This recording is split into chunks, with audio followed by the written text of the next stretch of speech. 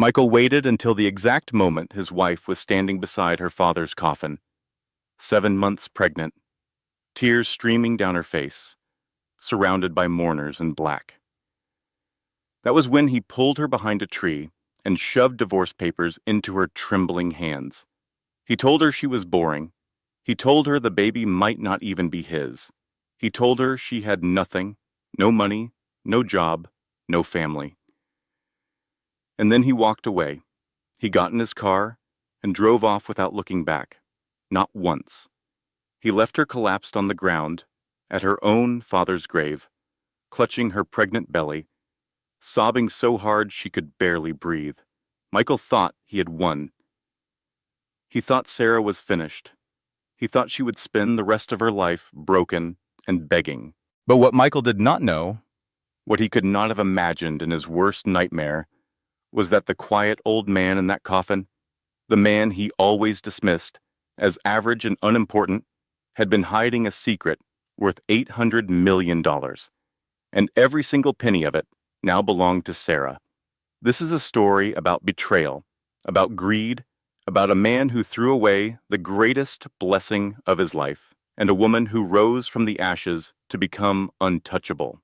Stay with us until the end. You do not want to miss what happens when Michael finally discovers the truth.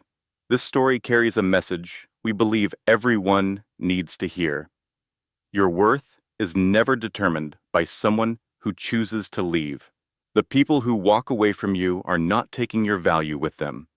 They are walking away from their own blessing. And sometimes the most powerful thing you can do is not fight back, not seek revenge, but simply become so strong, so successful, and so at peace that the person who tried to destroy you becomes completely irrelevant to your story. If this message speaks to you, take a moment to like this video, leave a comment telling us where you are watching from, share it with someone who needs to hear this today, and subscribe so you never miss a story that could change the way you see your own life. Michael thought his wife would beg. He stood at the edge of the cemetery, watching Sarah from a distance, and he felt nothing. No guilt, no sadness, no love. He watched her standing beside her father's coffin, with her swollen, pregnant belly pressing against that loose black dress. And all he could think about was how tired he was of her, how tired he was of her crying, how tired he was of her needing him, how tired he was of pretending. Today was the day. He had made his decision weeks ago, but he had been waiting for the right moment. Some people might say that a funeral was the worst possible time to hand your husband, your pregnant wife, divorce papers. But Michael saw it differently. Sarah was already broken. Her father was dead. She was emotional and weak and vulnerable. She would sign the papers without a fight. She would let him go because she had no strength left to hold on. That was what Michael wanted. A clean break, a quick divorce. No drama, no lawyers, no long court battles. Just sign here, Sarah, and we are done. Hello, friends. Welcome to our story. Before we begin, please take a moment to like this video and subscribe to our channel. Also, tell us in the comments where you are watching from today. Maybe you are in Texas, Toronto, London, or Nairobi. We would love to know. Now, let us get back to the story. The cemetery was quiet except for the soft sound of people crying. It was a gray morning, and the sky looked like it might rain at any moment. About 50 people stood around the grave, all dressed in black, all looking sad. James Parker had been a well-liked man, not flashy, not loud, but kind and generous in a quiet way that people remembered. Sarah stood near the front, closest to the coffin. Her hand rested on her belly, and every few seconds she would feel the baby kick gently, as if the little one inside her was trying to say, "I am here, Mama. I am here. Do not be afraid." But Sarah was afraid. She was terrified. Her father had been her rock, her anchor, The one person in the world who always told her the truth. When she was a little girl and had nightmares, he would sit on the edge of her bed and hold her hand until she fell asleep. When she was a teenager and boys broke her heart, he would make her hot chocolate and tell her she was worth more than any boy could ever understand. When she married Michael and moved away, her father called her every single day just to hear her voice. Now he was gone, and Sarah felt like someone had cut the rope that held her to the earth, and she was floating away into nothing. "Are you okay?" her cousin Lisa whispered, touching Sarah's arm gently. Sarah nodded, but she was not okay. She had not been okay since the hospital called 3 days ago and told her that her father had passed away peacefully in his sleep. Peacefully.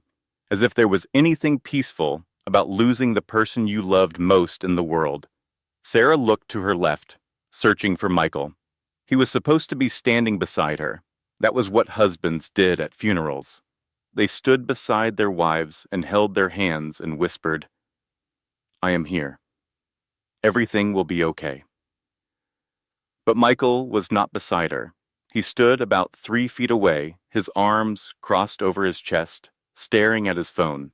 His face wore an expression of pure annoyance, like he was stuck in traffic or waiting in a long line at the grocery store. Like being at his father-in-law's funeral was an inconvenience. "Michael," Sarah whispered, "can you hold my hand, please?" Michael looked up from his phone. Their eyes met, and Sarah searched his face for something. Anything. Kindness, love, even basic human sympathy. But his eyes were cold and flat, like 2 stones at the bottom of a frozen river. "I need to take this call," he said, and he turned and walked away, pressing his phone to his ear, heading toward the parking lot. Sarah watched him go. She watched him walk past her father's coffin without even glancing at it. She watched him pull out his car keys and lean against his car, laughing into the phone about something. Laughing at her father's funeral. The pastor began to speak.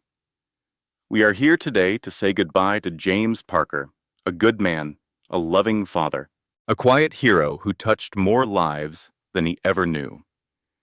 Sarah tried to listen. She tried to be present for this final moment with her father, but the tears fell so fast and so hard that she could barely see. Her hands trembled as she held her belly, feeling the baby move restlessly inside her, as if the child could sense her mother's pain. "I'm so sorry, Daddy," Sarah whispered so quietly that no one could hear. "I am so sorry you had to go." The funeral continued. One by one, people walked to the front and said kind things about James Parker. They talked about his generosity, his quiet wisdom, his love for his daughter. An old friend from college told a story about how James had once driven 4 hours in a snowstorm to help him fix a broken furnace. A neighbor described how James would mow her lawn every week after her husband passed away, never asking for anything in return. Sarah cried through all of it, and Michael never came back. After the pastor finished, people lined up to offer Sarah their condolences. They hugged her carefully, mindful of her pregnant belly. They said things like, "Your father was a wonderful man, and stay strong, dear, and he is in a better place now." Sarah tried to smile and say thank you, but each hug reminded her that her father would never hug her again. Each kind word reminded her of all the kind words her father would never say. Then she saw Michael walking back from the parking lot. Finally, she thought, finally he is coming to be with me. But Michael did not come to comfort her. He walked straight up to her, with that same cold expression on his face, and said, "Sarah, we need to talk, right now." Sarah blinked. "Now?" she asked. "Michael, the funeral is not even over. They have not lowered the coffin yet. Can it wait?" "No," Michael said. "It cannot wait. Come with me." Something in his voice made Sarah's blood run cold. It was not anger exactly. It was something worse. It was finality, like a door slamming shut. She followed him, walking slowly, because her belly was heavy and her feet ached in her flat black shoes. Michael led her behind a large oak tree, away from the other mourners, where no one could see them clearly. Sarah's heart pounded. "What is going on?" she asked. "Michael, you are scaring me."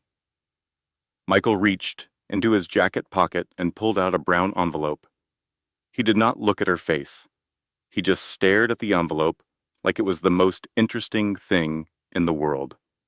"I want a divorce," he said. Sarah heard the words, but her brain refused to process them. It was like someone had spoken to her in a foreign language. The sounds reached her ears, but they did not make sense. "What?" she whispered. "You heard me," Michael said, still not looking at her. "I want a divorce. I am done with this marriage." Sarah felt the ground tilt beneath her feet. She reached out and grabbed the trunk of the oak tree to steady herself. Her other hand went instinctively to her belly, as if she could shield her baby from what was happening. "But why?" her voice cracked. "Michael, what are you talking about? We are having a baby. We are supposed to be a family." "That is the thing," Michael said, and now he finally looked up at her. His eyes were like ice. Two cold, dead things set in a face she used to love. "I am not even sure that baby is mine." The words hit Sarah like a physical blow. She gasped and stumbled backward. "How can you say that?" she cried. "You know I have never been with anyone else. You know this baby is yours. Michael, how can you even think something so horrible?" "I think a lot of things, Sarah," Michael said. "I think this marriage was a mistake. I think I have been unhappy for a long time, and I think I deserve better." "Better," Sarah repeated, her voice barely a whisper. "Better than what? Better than me. Better than your own child." Michael shoved the brown envelope into her trembling hands. "The divorce papers are in here," he said. "I already signed my part. You just need to sign yours, and we are done." Sarah looked down at the envelope. Her hands were shaking so badly that the paper rattled. Behind her, she could hear the pastor saying a final prayer over her father's coffin. She could hear people crying softly. She could hear the wind moving through the cemetery trees. And here was her husband, the man who had promised to love her until death did them part, handing her divorce papers while her father's body was being lowered into the ground. "Michael, please," Sarah begged. She reached for his arm, but he pulled away from her like her touch burned him. "Please do not do this. Not today. Not here. I just lost my father. I cannot lose you too. I cannot do this alone. Please, you should have thought about that before," Michael said coldly. "Before what?" Sarah shouted, no longer caring who heard her. "What did I do?" "Tell me, Michael, what did I do wrong?" "You are boring, Sarah." Michael's voice dripped with disgust. "You are always tired. You are always emotional. You cry all the time. You do not take care of yourself anymore. Look at you. You have gained so much weight." "I am pregnant," Sarah screamed through her tears. "I am pregnant with your baby. Of course I have gained weight. Of course I am tired. How can you be so cruel?" "I am not being cruel," Michael said, straightening his tie like they were discussing the weather. "I am being honest. I do not love you anymore, Sarah. I have not loved you for a long time, and I am tired of pretending." Sarah wrapped both arms around her belly. She could feel the baby kicking hard now. Agitated by the stress hormones flooding through her body, she wanted to collapse. She wanted to scream until her throat was raw. She wanted to wake up from this nightmare. "Sign the papers," Michael said. "Make this easy for both of us." "I will not," Sarah said. Her voice trembled, but there was a thread of steel underneath the pain. "I will not sign them. You cannot just throw me away like I am nothing." "Fine," Michael shrugged. "Then I will see you in court. But trust me, Sarah, you do not want to fight me. You have nothing. No job, no money, no family, now that your father is gone. You have absolutely nothing, and you cannot win." Each word was a knife. And the worst part was that he was right. Sarah had quit her job 6 months ago because Michael told her to stay home and rest during her pregnancy. He said he would take care of everything. He said she did not need to work. And she had believed him because she trusted him, because she loved him. "How can you do this to me?" Sarah sobbed. "How can you be so heartless?" Michael did not answer. He just looked at his watch, like he had somewhere more important to be. Then he said, "I have to go. Sign the papers, Sarah. It is over." And he walked away. He walked through the cemetery without looking back. He walked past the mourners and the flowers and the freshly dug grave. He got into his car, started the engine, and drove away. Sarah watched his car disappear down the road. Then her legs gave out. She collapsed onto the grass, her black dress getting stained with dirt and mud. She hugged her belly and cried harder than she had ever cried in her life. People rushed over. Lisa was the first to reach her.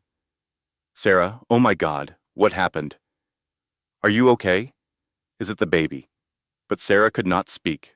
All she could do was cry and hold her stomach and rock back and forth on the ground while the world fell apart around her. Someone called an ambulance because they were afraid she was going into early labor. The paramedics came and checked her vitals and the baby's heartbeat. Everything was fine, physically. The baby was healthy. Sarah's body was intact, but her heart was destroyed. They helped her into Lisa's car.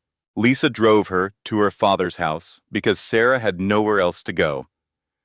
The house Michael and Sarah had shared was in Michael's name. He had made that very clear. Lisa helped Sarah inside and onto the couch. She made her tea that Sarah did not drink. She covered her with a blanket that Sarah did not feel. She said comforting words that Sarah did not hear. Sarah just lay there, staring at the ceiling of her dead father's house, holding the brown envelope full of divorce papers, wondering how a single day could contain so much loss. Her father was dead. Her husband was gone. She was 7 months pregnant with no money, no job, and no one to turn to. In the span of 12 hours, Sarah Parker had lost everything, or so she thought. For the next several days, Sarah existed in a fog. She did not eat unless Lisa forced her to. She did not sleep unless her body simply shut down from exhaustion. She did not answer her phone, which rang constantly with calls from Michael's lawyer demanding she sign the divorce papers. She sat in her father's old armchair, the one that still smelled like him, and stared at the wall. The house was painfully quiet, no footsteps, no humming from the kitchen, no voice calling out, "Sarah, honey, come see this." Just silence. The divorce papers sat on the kitchen table, untouched. Sarah looked at them every time she walked past, but she could not bring herself to pick up a pen. Signing those papers would make everything final. It would mean that her marriage, her family, her future as she had imagined it, was truly and completely over. Lisa came by every afternoon with food. "You need to eat," Lisa would say gently. "The baby needs you to be strong." Sarah would take a few bites to make Lisa stop worrying, then push the plate away. Everything tasted like nothing. At night, Sarah would lie in her father's bed and talk to her baby. "I am sorry," she would whisper in the darkness, her hands cradling her belly. "I am so sorry your daddy does not want us. But I promise you, little one, I will love you enough for both of us. I will never leave you, never." The baby would kick in response, and Sarah would cry until she fell asleep. Then, on a Tuesday morning, her phone rang. Sarah almost did not answer. She was tired of Michael's lawyer calling, but when she looked at the screen, it was a number she did not recognize. Something made her pick up. "Hello?" Sarah said, her voice rough from days of crying. "Is this Sarah Parker?" a man asked. His voice was calm and professional. "Yes, who is this?" "My name is Richard Thompson. I am a lawyer. I was your father's attorney. I am very sorry for your loss, Mrs. Parker. Sarah felt fresh tears forming. Thank you, she whispered. Mrs. Parker, I need you to come to my office as soon as possible. There are some very important matters regarding your father's estate that we need to discuss. Sarah frowned. Estate. My father did not have an estate. He just had this house and maybe a small savings account. There was a pause on the other end. Then Mr. Thompson said, very gently, Mrs. Parker, please trust me. You need to come to my office today. This is extremely important. Something in his voice, a quiet urgency that was impossible to ignore, made Sarah pay attention. She wrote down the address. It was in the business district downtown, in one of those tall glass buildings where only the most expensive lawyers had their offices. Sarah felt a knot of anxiety in her stomach. Why would her father, a man who drove a 10-year-old car and lived in a modest 3-bedroom house, have a lawyer in the most expensive part of the city? She forced herself to shower, to put on a clean blue dress that fit over her belly, to brush her hair. She did not bother with makeup. What was the point? The drive took 30 minutes. Sarah parked in the underground garage and took the elevator to the 15th floor. The law office was beautiful. Marble floors, leather furniture, oil paintings on the walls. A young receptionist smiled at her warmly. You must be Mrs. Parker. Mr. Thompson is expecting you. Please follow me. Sarah followed her down a long hallway, her heart hammering against her ribs. The receptionist opened a heavy wooden door. Mr. Thompson, Mrs. Parker is here. Thank you, Jessica.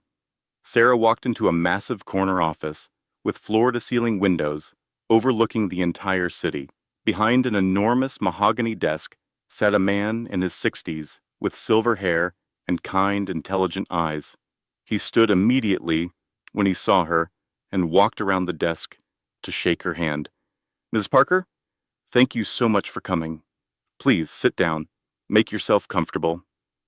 Sarah lowered herself into a leather chair. Mr.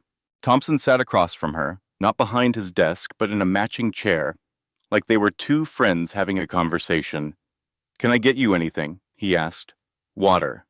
Tea. No, thank you. Sarah's mouth was dry, but she was too nervous to drink anything. Mr. Thompson, what is this about? Is there a problem with my father's house? Do I owe money? Mr. Thompson smiled gently. No, Mrs. Parker, nothing like that. In fact, quite the opposite. He paused, studying her face carefully. Then he said, Mrs. Parker, did your father ever talk to you about his work? Yes, Sarah said. He worked with computers. He was some kind of programmer. He mostly worked from home. Did he ever mention a company called Technova Solutions? Sarah thought for a moment. No, I do not think so. Why? Mr. Thompson leaned forward. Mrs. Parker, your father was not just a computer programmer. He was one of the co-founders of Technova Solutions. It is one of the largest technology companies in the world. Sarah stared at him. The words entered her ears, but refused to arrange themselves into anything that made sense. I am sorry, she said. What did you just say? Your father, James Parker, started Technova Solutions 25 years ago with his college roommate. They built it from nothing. They created software that transformed how businesses operate across the globe. The company is now worth over $12 billion. Sarah shook her head. No, that cannot be right. My father lived in a small house. He drove an old car. He wore the same jacket for years. He was just a regular person. That is because he was the most humble man I have ever known, Mr. Thompson said.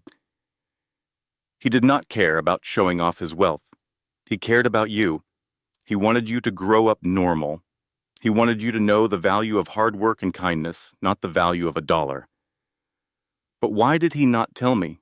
Sarah asked, and the hurt in her voice was unmistakable. Why would he keep something like this a secret from his own daughter? Mr. Thompson sighed deeply. He had his reasons, Mrs. Parker. Good reasons. About 3 years ago, your father sold his entire stake in the company. He was getting older. He wanted to retire. He wanted to spend more time with you and prepare for the arrival of his grandchild. Sarah's hand went to her belly. Her father had been so excited about the baby. He had already bought a little stuffed bear and a set of tiny socks. When he sold his stake, Mr. Thompson continued, he received a very large sum of money. How much? Sarah whispered. Mr. Thompson opened a leather folder and slid a document across the table. Sarah looked down at it. At the bottom of the page was a number. She read it once, then twice, then 3 times.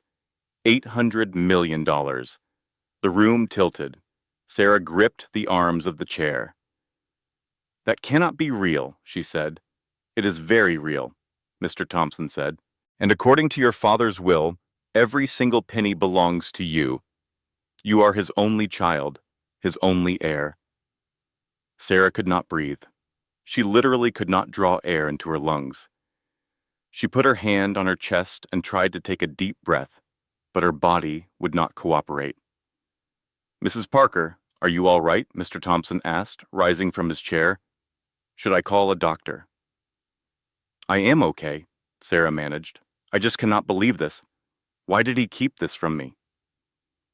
Mr. Thompson's expression grew serious. Mrs. Parker, your father did not trust your husband. What? Sarah looked up sharply. Your father was extremely perceptive, Mr. Thompson continued. He watched how Michael treated you. He noticed how Michael was always asking about finances, always probing about your father's assets. Your father told me, and these were his exact words, Michael does not love my daughter. He loves what he thinks he can get from her. Sarah felt like the room had been drained of air. My father said that. Yes. He was deeply worried about you, especially after you became pregnant. He wanted to tell you about the money, but he was afraid that if Michael found out, he would manipulate the situation. He was afraid Michael would try to take the money and leave you with nothing. Tears streamed down Sarah's face. He was trying to protect me. Yes, Mr. Thompson said softly. He made me promise not to tell you until after he was gone. He said that once he passed, you would need the money to take care of yourself and the baby. He wanted to make sure you and his grandchild would never have to worry about anything ever again. Sarah broke down. She sobbed with her whole body. Deep, wrenching sobs that came from a place so deep inside her she did not even know it existed. Her father had known. He had seen through Michael when Sarah could not. And he had spent the last years of his life building a safety net so strong that nothing could break through it. Oh, Daddy, Sarah whispered through her tears.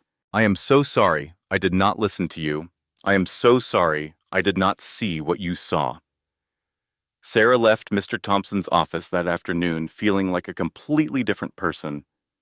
The sadness was still there. The grief was still heavy in her chest. But underneath all that pain, something new was growing.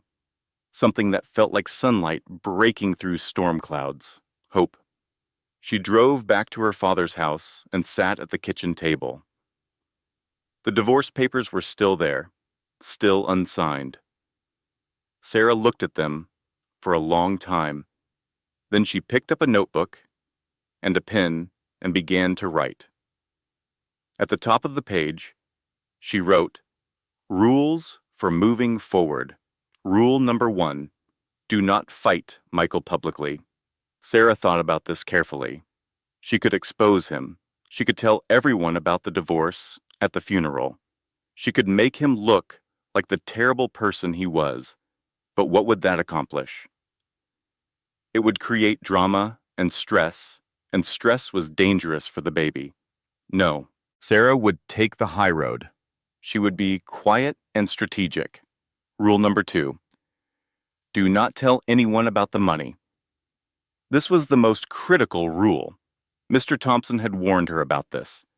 If Michael discovered the inheritance before the divorce was finalized, he would make her life a living nightmare.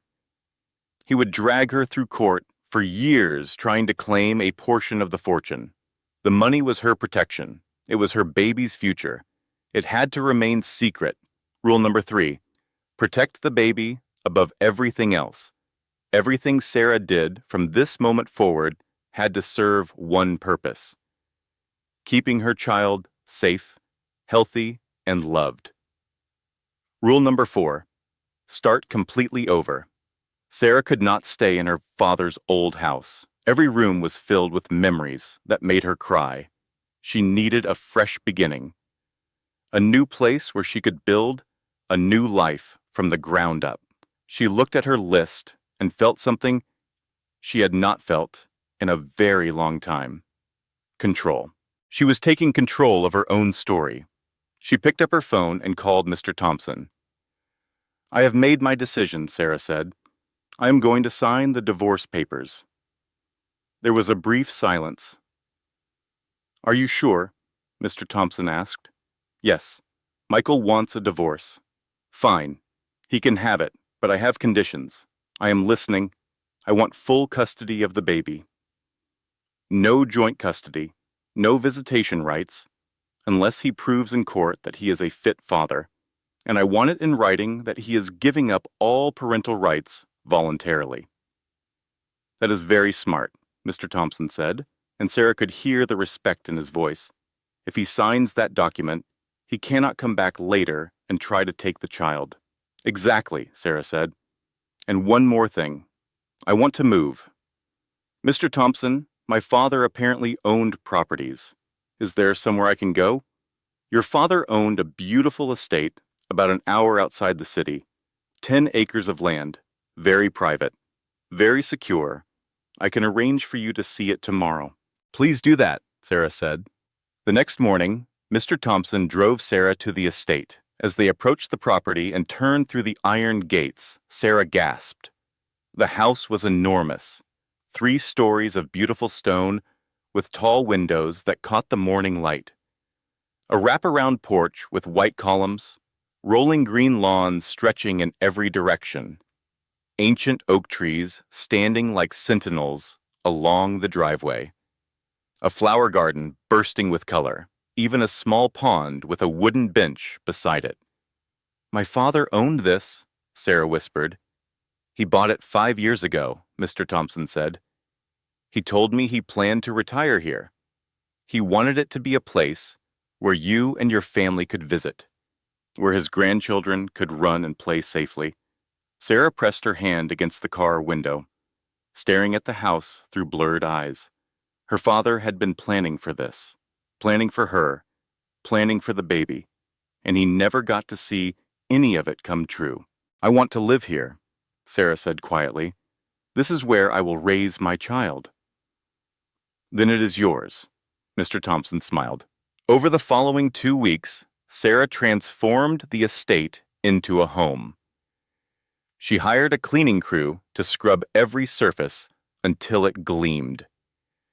She hired movers to transport her belongings from her father's old house.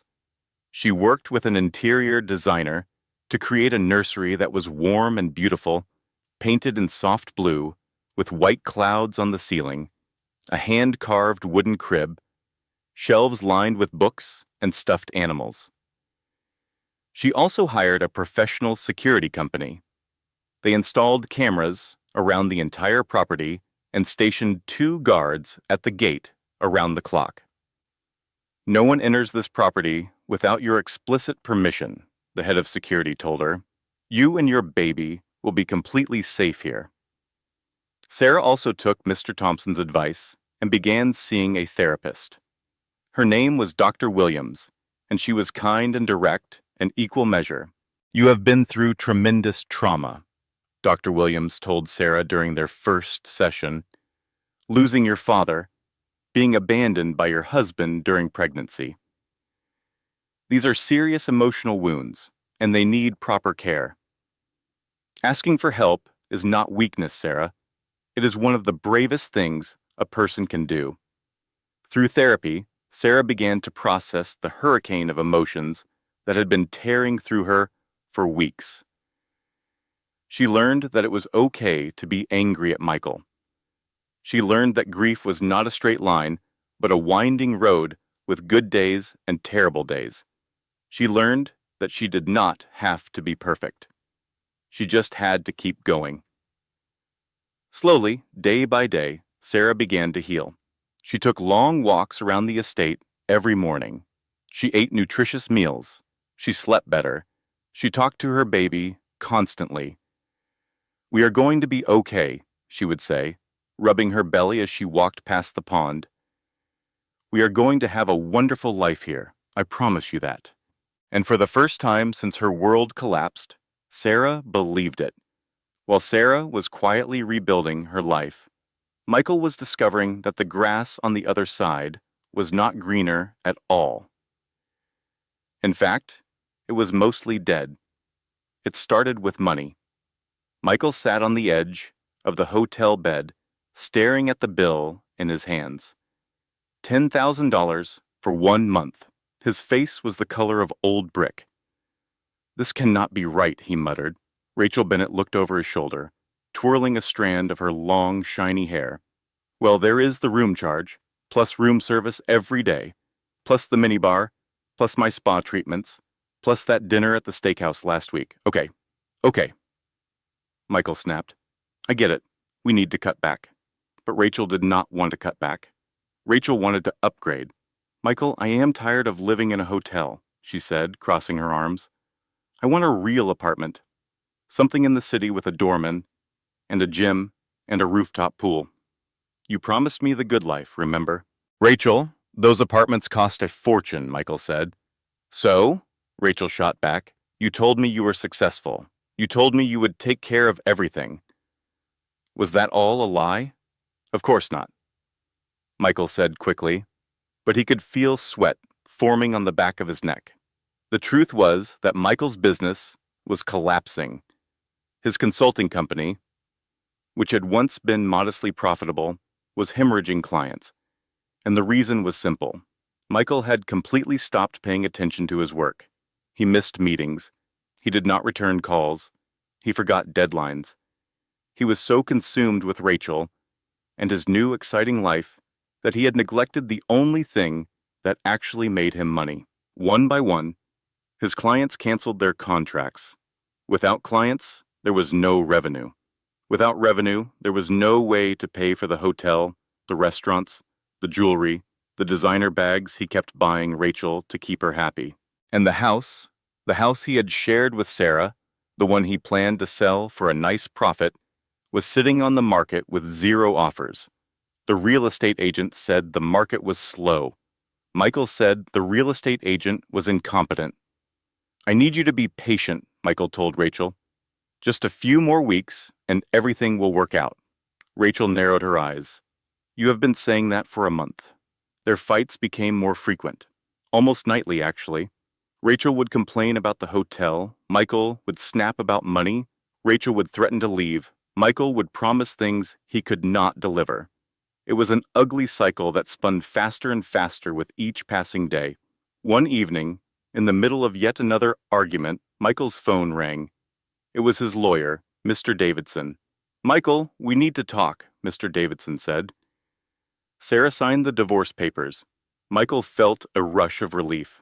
Finally, that was the first good news he had heard in weeks. "But she added conditions," Mr. Davidson continued.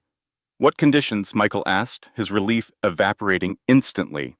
"She wants full custody of the baby, and she wants you to sign away all parental rights." "She cannot do that," Michael shouted. "Actually, she can," Mr. Davidson said calmly. "And honestly, Michael, I do not think you should fight her on this. If you fight for custody, she might request child support. And given your current financial situation, that could hurt you badly." Michael opened his mouth to argue, but the words died on his tongue. His lawyer was right. He was broke. He could not afford a custody battle. And if he was being honest with himself, truly honest, he did not want the baby. He had never wanted the baby. He had only threatened to fight for custody to make Sarah feel afraid. "Fine," Michael said bitterly. "I will sign the papers." "Good," Mr. Davidson said. I will have them sent over today." Michael hung up and stared at the wall. Rachel was watching him from across the room. "You are giving up the baby," she said. "I do not have a choice," Michael replied. "What about child support?" Rachel pressed. "You could get money from Sarah every month." "Sarah does not have any money," Michael said tiredly. "Her father was just a regular guy. He probably left her nothing. There is no point fighting for child support when there is nothing to support with." Rachel made a sound of pure disgust. "So you left your pregnant wife for nothing? No house, no baby, no money. What exactly was the point, Michael?" "The point was you," Michael shouted. "I left her for you, because you told me we would be happy." "Well, I am not happy," Rachel shouted back. "I am living in a hotel we cannot afford with a man who is going broke, and honestly, Michael, I am starting to think I made a huge mistake." The words hung in the air between them, like smoke from a fire.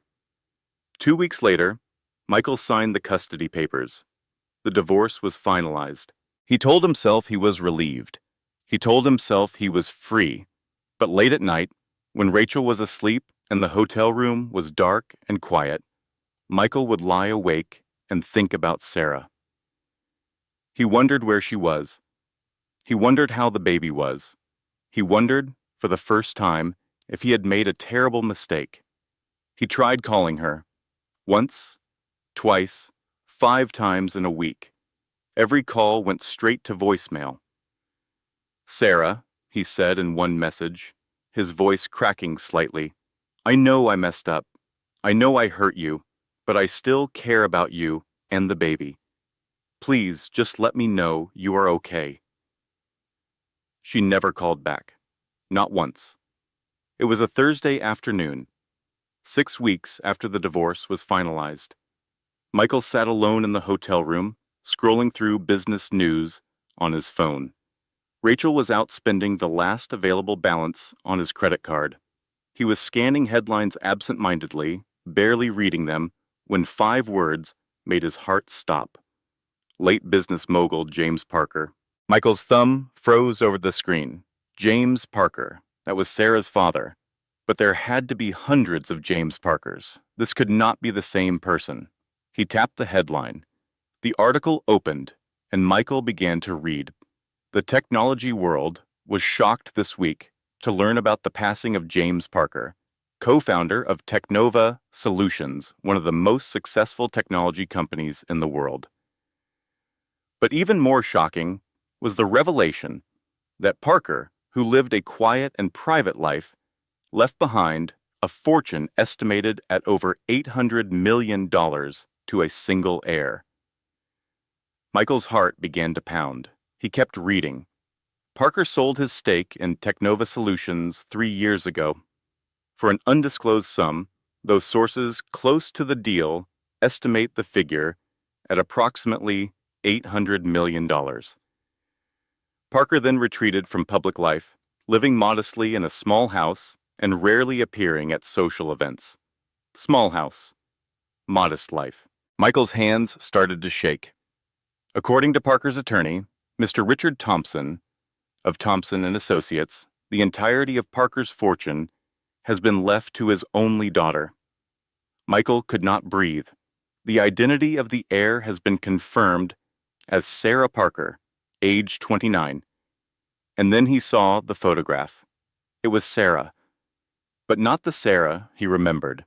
Not the crying, broken woman he had left at the cemetery.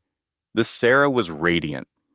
She stood in front of a stunning estate wearing an elegant maternity dress that showed her pregnant belly proudly. Her hair was styled beautifully. Her skin glowed. She wore a small, peaceful smile that spoke of someone completely at ease with her place in the world. The caption read, Sarah Parker, heir to the $800 million Parker fortune, photographed at her late father's private estate. Michael dropped the phone. It bounced off his knee and landed face up on the carpet. Sarah's glowing photograph staring back at him. "No," Michael whispered. "No, no, no. This cannot be real. This cannot be happening. $800 million. His ex-wife, the woman he had called boring, the woman he had thrown away like yesterday's newspaper, was worth $800 million. He had divorced one of the richest women in the country. He had given up his parental rights to the child of one of the richest women in the country. He had done this voluntarily. Enthusiastically, he had walked away laughing. Michael stood up so fast that he knocked over the bedside lamp. It crashed to the floor and shattered, but he did not notice. His entire body was shaking, his vision blurred. He thought he might vomit. At that exact moment, the hotel room door opened, and Rachel walked in carrying 4 shopping bags. "Michael, you will not believe the sale they were having at." She stopped mid-sentence when she saw his face. "What is wrong? You look like you have seen a ghost." Michael could not speak. He just stood there, his mouth opening and closing, no sound coming out. Rachel dropped the bags and walked over. She picked up his phone from the floor. She read the headline. She scrolled down. She saw Sarah's photograph. And then Rachel screamed. It was a scream that probably could be heard 3 floors in every direction. $800 million, Rachel shrieked. Sarah has $800 million. What followed was the worst fight of their relationship. They screamed at each other for over an hour. Rachel called Michael the biggest idiot in the world. Michael blamed Rachel for pushing him to get the divorce. Rachel said if she had known about the money, she would have told him to stay married and just have an affair on the side. Michael said that was disgusting. Rachel said he had no right to act moral after what he did at the funeral. Back and forth they went, hurling accusations and blame like weapons, and underneath all the shouting was the same terrible realization. They had lost.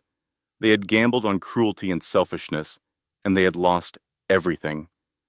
Finally, Michael grabbed his car keys.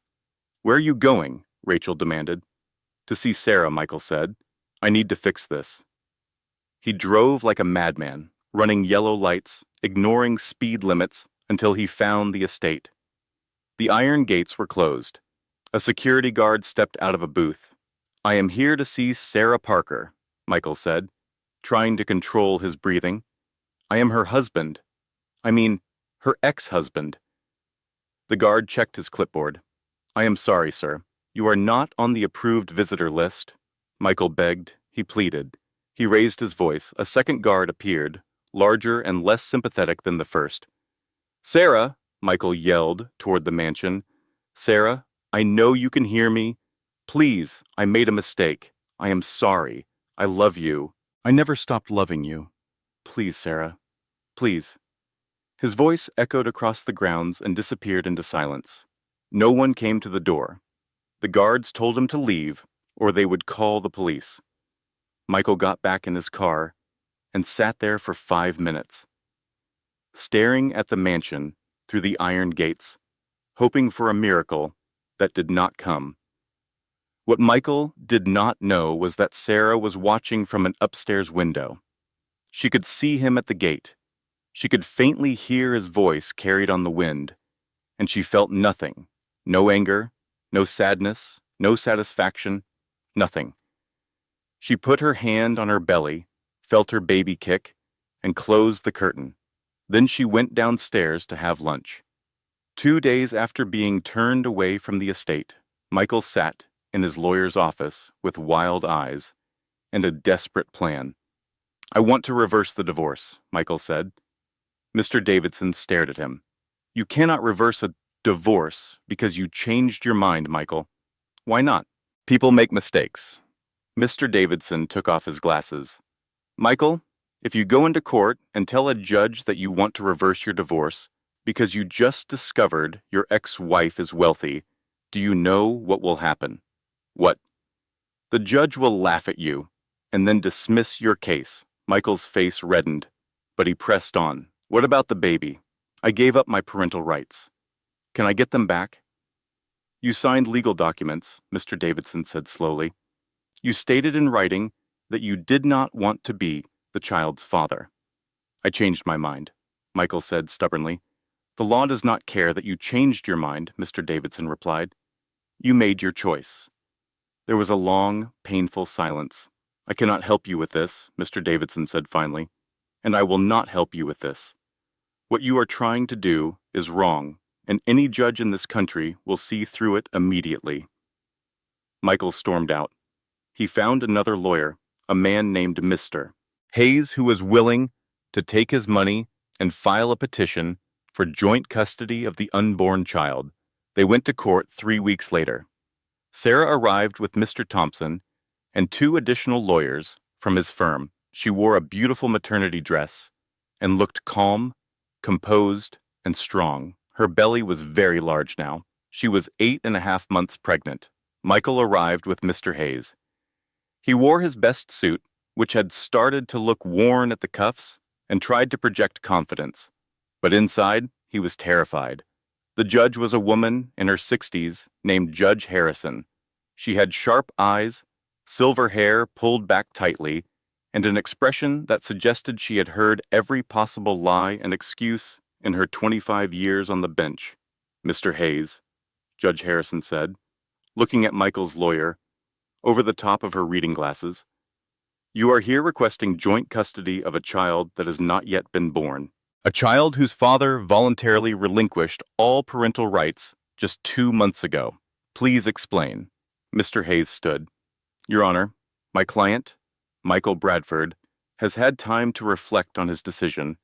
He realizes that he acted hastily and under emotional duress. He loves his child and wants to be part of the child's life.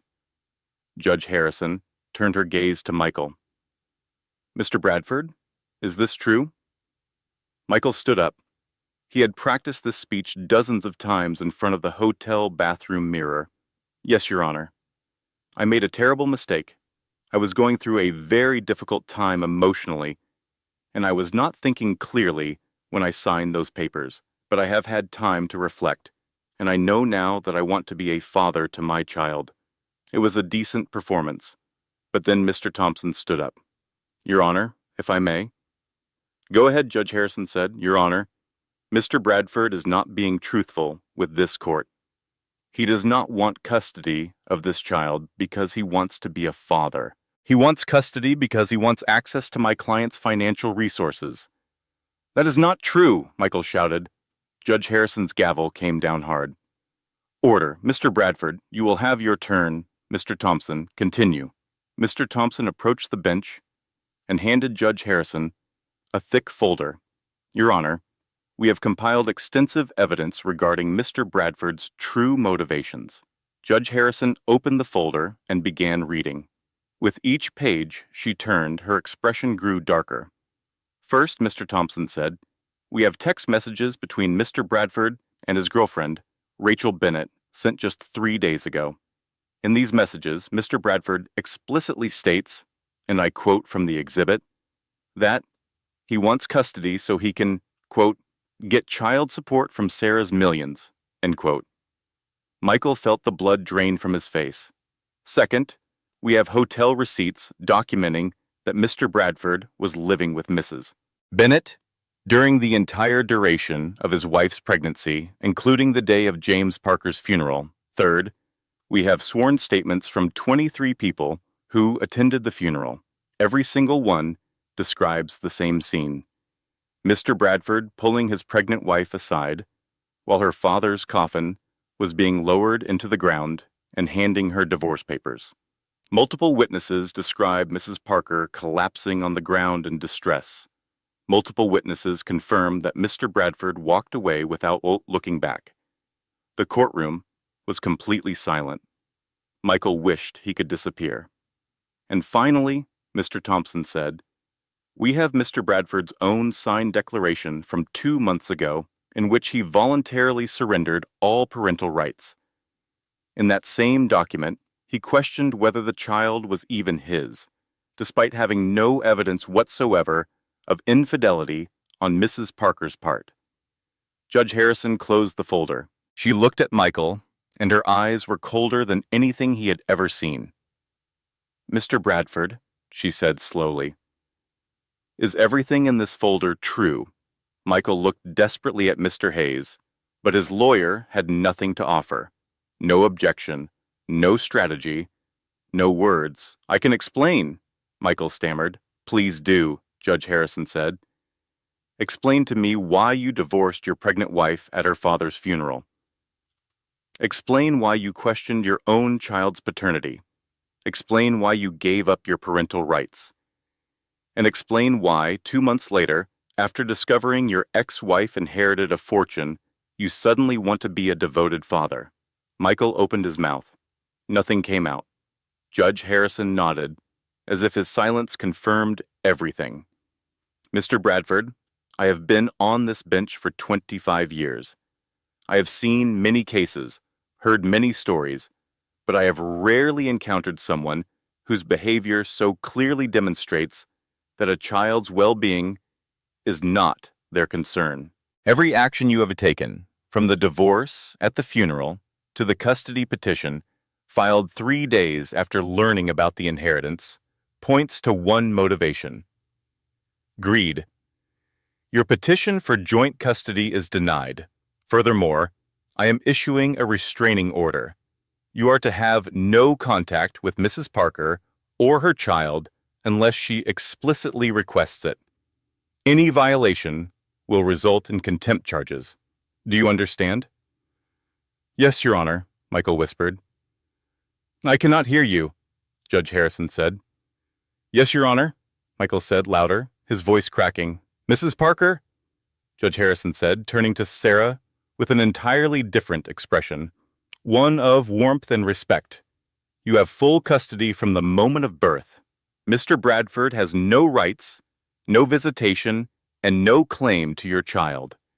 This court wishes you and your baby all the best.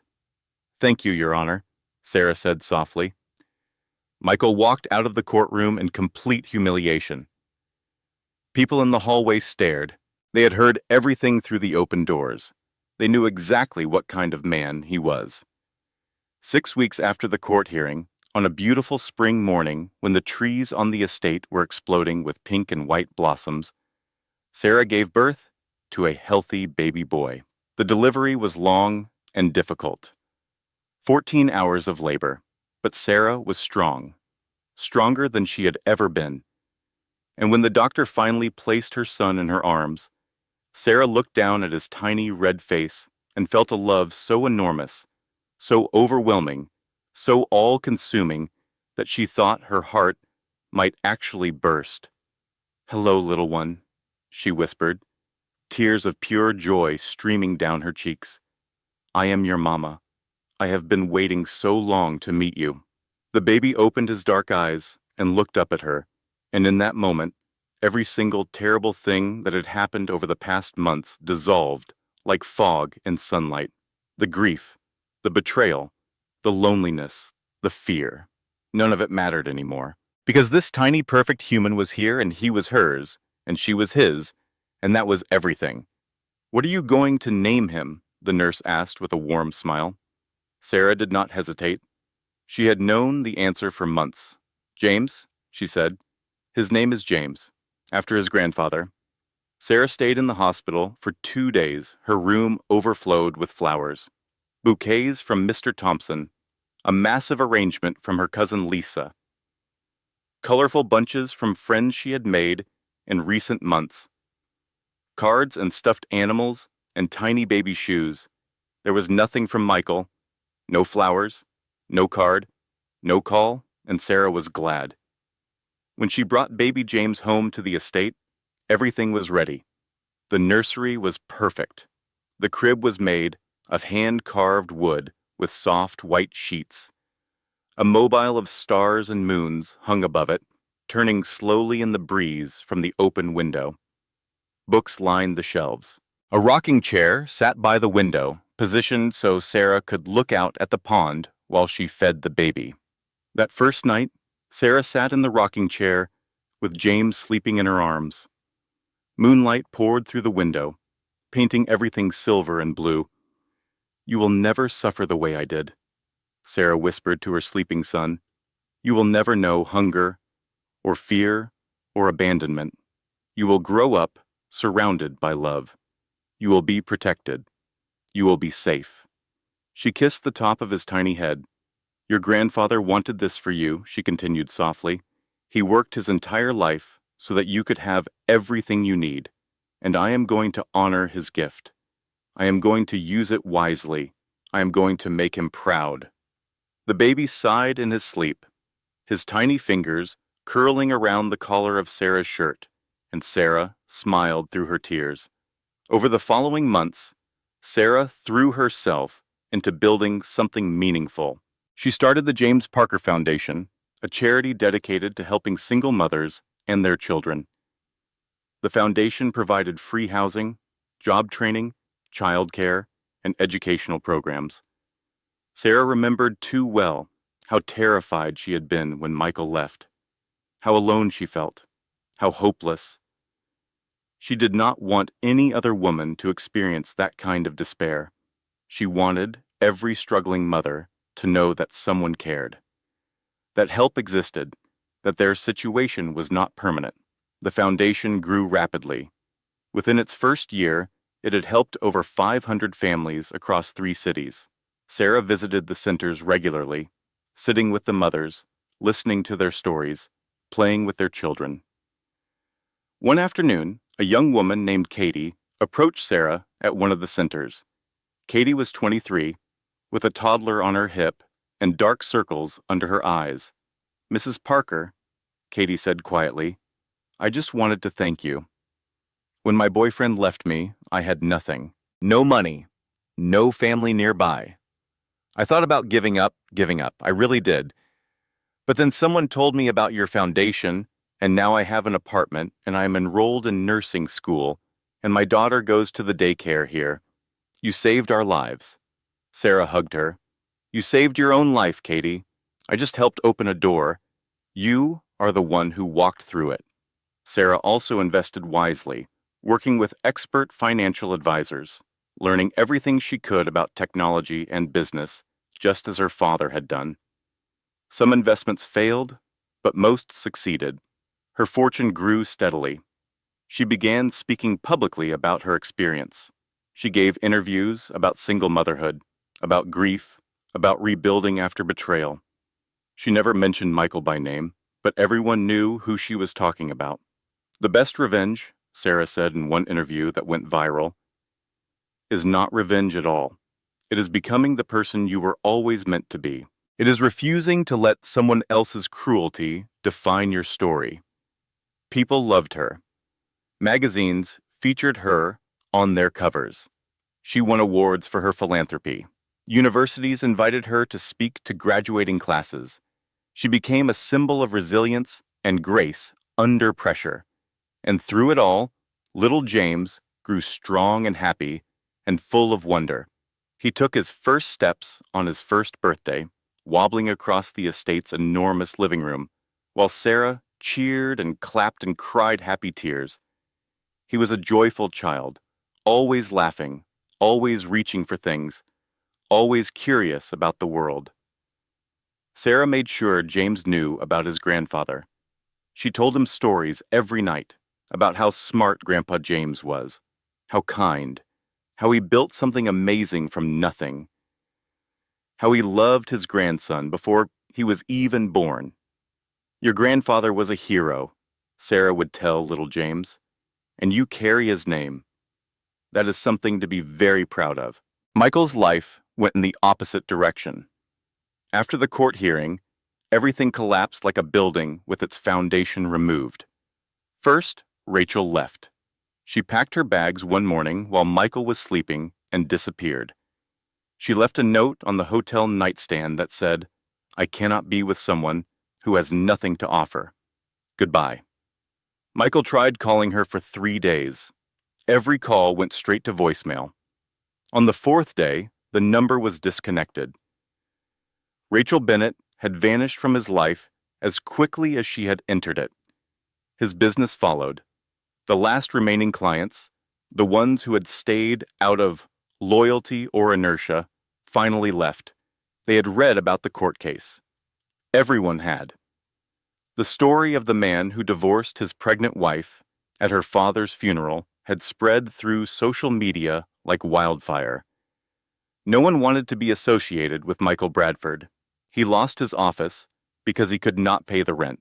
He sold his car to cover his most pressing debts. He moved out of the hotel and into a cramped studio apartment in a rough neighborhood on the far side of the city.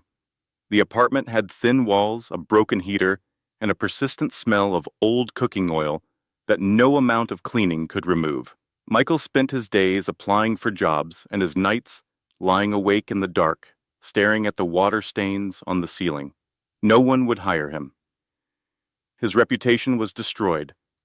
The moment any potential employer searched his name online, they found the articles, the headlines, the court transcripts, the story of what he had done. He was radioactive. Sometimes late at night, when the apartment was dark and the neighbor's television was bleeding through the thin walls, Michael would take out his phone and scroll through old photographs. There was one from his wedding day, Sarah smiling at him with so much love in her eyes that it almost hurt to look at. There was another from the day she told him she was pregnant, her face glowing with happiness, holding up the positive test, tears of joy on her cheeks. He had held all of that in his hands, all that love, all that devotion, all that goodness. And he had crushed it deliberately. One afternoon, Michael was walking through downtown, heading to yet another job interview that he knew would lead nowhere, when he looked up and saw a billboard. It was enormous, stretching across the entire side of a building. The photograph showed Sarah holding baby James. They were both smiling. Sarah looked stunning, confident and radiant and completely at peace. The baby was reaching up to touch her face, and she was laughing. The text on the billboard read, "The James Parker Foundation, helping families build better futures." Michael stood on the sidewalk and stared up at that billboard for a very long time. People walked around him. Cars honked. The city moved on. But Michael just stood there, looking up at the woman he had thrown away and the child he had abandoned, and felt tears running down his face. He could not escape her. She was everywhere now, on billboards and magazines, on television news programs discussing her charity work and her investment strategies and her vision for helping struggling families. Every article was a reminder of what he had lost. Sarah Parker invests $50 million in groundbreaking new technology startup. Parker Foundation opens 10th Family Center across the country. Sarah Parker named Philanthropist of the Year. Each headline was a knife. Each photograph was salt in an open wound. Michael began to understand something that he had never understood before. Something that his arrogance and selfishness had blinded him to for years. Sarah had never been boring. She had been kind. She had never been weak. She had been patient. She had never been worthless. She had been the most valuable thing in his life, and he had been too stupid and too cruel to see it. And now it was too late. The divorce was final. The custody papers were signed. The restraining order was in effect. There was no door left to knock on, no bridge left to cross, no second chance left to beg for. Michael Bradford had gotten exactly what he deserved. Nothing. It was a warm summer evening, almost a year after little James was born. The estate was bathed in golden light as the sun sank toward the horizon, turning the pond into a mirror of orange and pink. Sarah sat on the porch in a rocking chair, watching her son toddle across the lawn. James was walking now, unsteady but determined, his chubby legs carrying him from one adventure to the next. He was chasing a butterfly, his arms outstretched, laughing that pure belly laugh that only toddlers can produce. Lisa sat beside Sarah, sipping iced tea. "He looks just like your father," Lisa said softly. Sarah smiled. "I know. Sometimes, when the light hits his face a certain way, I see Daddy so clearly that it takes my breath away." They sat in comfortable silence for a moment, watching James stumble and fall onto the soft grass, then pick himself right back up and keep going. Your dad would be so proud of you, Lisa said. Not just the foundation, not just the money, the way you handled everything, the way you kept your dignity when you had every right to lose it. Sarah rocked slowly in her chair. You know what I think about sometimes, she said. I think about that day at the cemetery. I think about standing behind that oak tree, holding those divorce papers, feeling like the ground had opened up beneath me. I was so convinced that my life was over. I thought I had lost everything. I thought I was completely alone in the world. Lisa reached over and squeezed her hand. But I was wrong, Sarah continued. I was not alone. Daddy was still with me. He had been preparing for that moment for years, building a safety net I did not even know existed. And the baby, she looked out at James, who was now sitting in the grass examining a dandelion with intense concentration. The baby was with me the whole time, kicking, moving, reminding me that I had something to live for. Sarah paused, watching a bird land on the edge of the pond. I used to think Michael broke me, she said quietly, but he did not.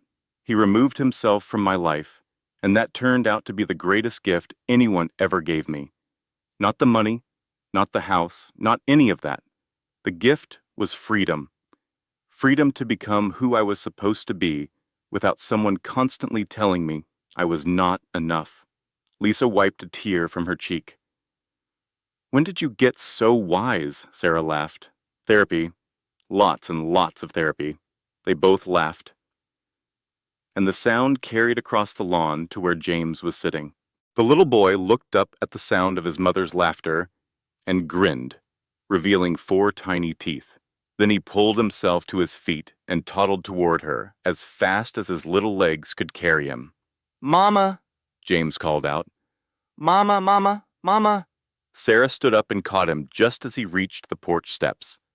She scooped him into her arms and held him close, burying her face in his soft hair that smelled like baby shampoo and grass and sunshine. Hello, my sweet boy, she whispered. Did you have fun chasing butterflies? Butterfly, James said seriously, pointing back toward the lawn. That is right, Sarah said. Butterfly. You are so smart, James. Just like your grandfather. She carried him inside as the last rays of sunlight painted the estate in gold. The house was warm and full of life. Photographs lined the hallway. There was one of Sarah's father holding a baby James for the first time, a photograph that did not exist, of course, but instead there was a beautiful framed portrait of James Parker himself, young and smiling, standing in front of an early computer, back when Technova Solutions was just a dream in a college dorm room. Sarah stopped in front of the portrait, as she did every evening. Say goodnight to Grandpa, she told little James. Nye, James said, waving a chubby hand at the photograph. Sarah smiled and carried him upstairs to the nursery. She changed him into his pajamas, the ones with little stars on them. She sat in the rocking chair by the window and opened a picture book. Once upon a time, Sarah read softly, there was a little bear who went on a big adventure. James nestled against her chest, his eyes growing heavy. By the time Sarah reached the end of the story, he was asleep. She closed the book gently and sat there for a moment, rocking slowly, feeling her son's heartbeat against her own. I want you to know something, she whispered to her sleeping child. Your grandfather loved you before you ever took your first breath. He spent his whole life making sure you would be safe and taken care of. Everything I have, everything we have, exists because of his love. She kissed his forehead. And your father, she continued, even more quietly. Your father made choices that I cannot explain to you right now. Maybe someday, when you are older, we will talk about it. But here's what I need you to understand, James. Your worth is not determined by who stays and who leaves. Your value is not measured by someone else's inability to see it. You are precious. You are loved. You are enough. You have always been enough. She placed James gently in his crib and pulled the soft blanket up to his chin. The mobile of stars and moons turned slowly above him, casting tiny shadows on the ceiling. Sarah stood in the doorway and watched him sleep, his chest rising and falling, his tiny fists curled beside his face. Perfect, peaceful, safe. This was her life now, not a fairy tale, not a story with a prince who came to rescue her.